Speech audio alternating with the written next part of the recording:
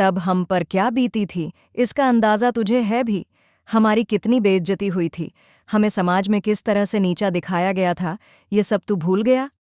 हमें क्या क्या सुनना पड़ा, कैसे हर रिश्ते ने हमसे मुंह मोड़ लिया। ये सब तू जानता है या जानबूझकर अनजान बन रहा है? तुझे क्या फर्क पड़ता है?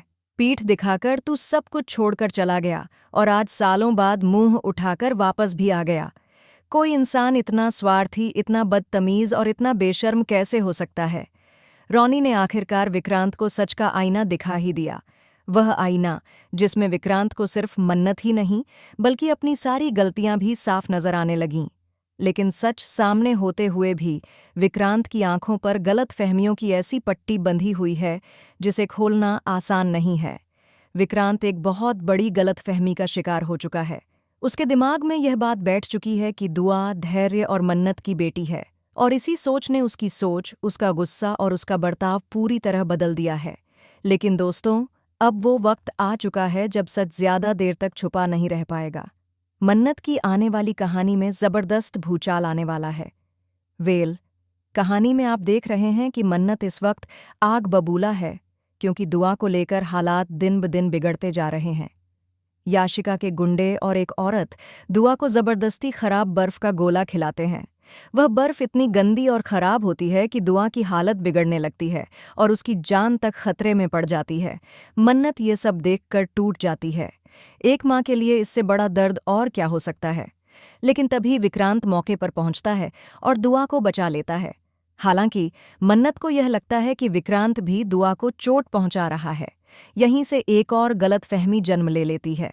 आगे चलकर दोस्तों, कहानी में सबसे बड़ा ट्विस्ट आता है। विक्रांत को यह यकीन हो जाता है कि दुआ धैर्य और मन्नत की बेटी है। वहीं दूसरी तरफ मन्नत को यह लगने लगता है कि युवी विक्रांत और याशिका का बेटा है। दोनों तरफ शक, गलतफहमी और नफरत की दीवार खड़ी हो जाती है। विक्रांत गुस्से में खुद को संभाल नहीं पाता। वह अपनी ही गाड़ी को तोड़ डालता है, चीजें फेंकता है और चिल्लाता है। उसे लगता है कि मन्नत ने हमेशा उससे झूठ बोला है। वहीं मन्नत अंदर ही अंदर पूरी तरह टूट चुकी है। उसे यह एहसास हो चुका है कि विक्रांत ने कभी उस पर भरोसा किया ही नहीं। लेकिन दोस्तों, यहाँ कहानी एक और खतरनाक मोड़ लेती है।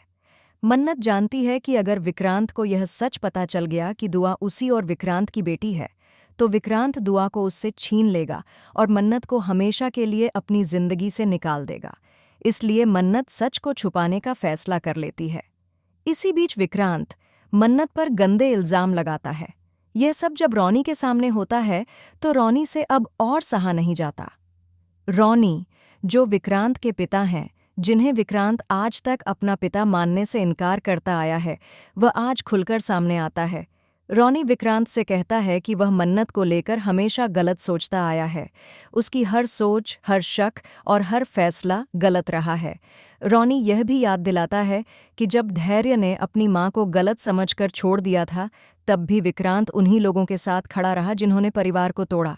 लेकिन दोस्तों, यहाँ आता है सबसे बड़ा और सबसे शॉकिंग ट्विस्ट। रॉनी एक ऐसा सच बताने वाला है जिसे सुनकर विक्रांत के पैरों तले जमीन खिसक जाएगी।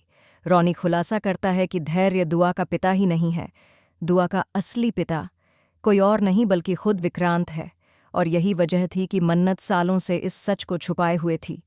ये सुनते ही विक्रांत पूरी तरह टूट जाता है। उसके सामने उसकी सारी गलतियां, उसका शक और उसका अहंकार आकर खड़ा हो जाता है। लेकिन सवाल अब यह है, क्या इतना बड़ा सच जानने के बाद भी विक्रांत मन्नत पर भरोसा कर पाएगा, या फिर उसका अहंकार उसे मन्नत और दुआ से हमेशा के लिए दूर कर देगा? सच, भरोसा और रिश्तों की यह जंग अब अपने आखिरी मोड़ पर है।